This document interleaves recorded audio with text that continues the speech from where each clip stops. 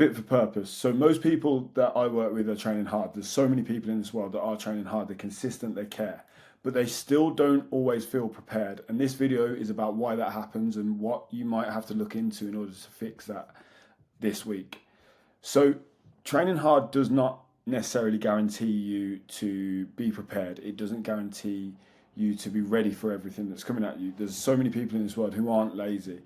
They might be training with a lack of direction, and that isn't down to a motivation thing.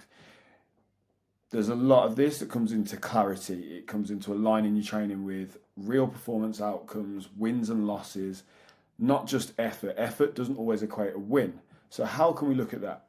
Now, the core mistake here is trying to do everything at once. You're trying to do strength, you're trying to do endurance, you're trying to do mobility, you're trying to look good with the aesthetic element as well. When you add in endless programs and you add in social media and all the noise that comes with it, suddenly there are no priorities here. Now, when we look at somebody that's prepared people really don't train completely randomly. There's a method to everything that they're doing. There's an intention to the things that they're doing.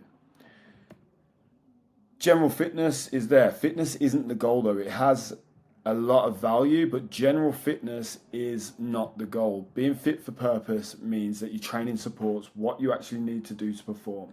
It means that it might be for work, it means that it might be for sport, it means that it might be for family life, or just staying capable, being able to do an abundance of things when you are under pressure. Can you look after your family? Can you carry your kids up the stairs? Can you get from A to B if your car breaks down? That's where we need to pause. Ask yourself, can you perform when you're tired? Can you recover and go again? Can you handle stress without breaking? That's preparedness.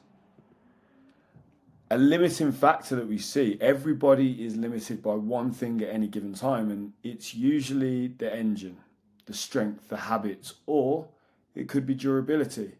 It's not usually all four. It's usually down to one limiting factor.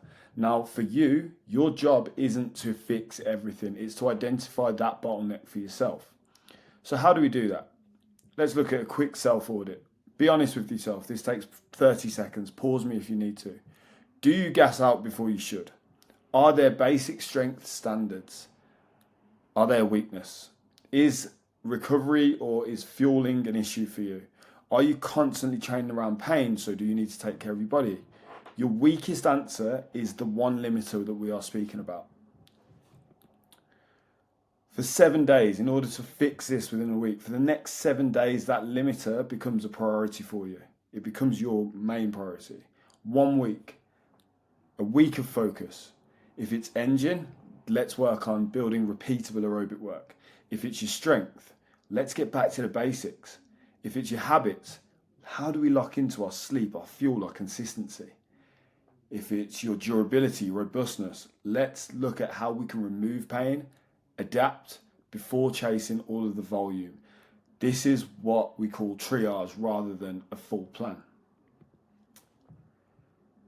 A 7-day focus creates momentum, but it doesn't build the entire system. There's no long-term progression. There's no personalization. There's no accountability. And preparedness is built over a period of time. And it's built with purpose. Preparedness is a system. Identify the limiter. These people address it properly. They then build progression over time, and they sustain it through structure and the habits that they have. If you want to be ready for whatever life throws at you, this is where it starts. We take this focus, we build the full system around you, personalized, progressive, and accountable, and that's how people train.